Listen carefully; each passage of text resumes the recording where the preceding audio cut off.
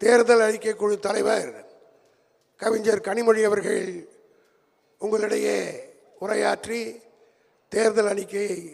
தலைவரிடம் வழங்குவார்கள்.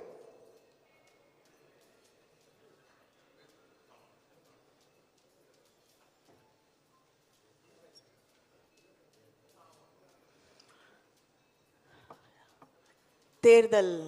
அறிக்கை மற்றும் வேட்பாளர்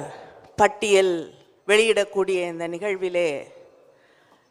கலந்து கொண்டு தேர்தல் அறிக்கையை வெளியிட இருக்கக்கூடிய கழகத்தின் தலைவர் முதலமைச்சர் அண்ணன் தளபதி அவர்களே, கழகத்தின் பொதுச் செயலாளர் அவர்களே, பொருளாளர் அவர்களே, துணை பொதுச் செயலாளர்களே, கழகத்தால் நியமிக்கப்பட்டிருக்கக்கூடிய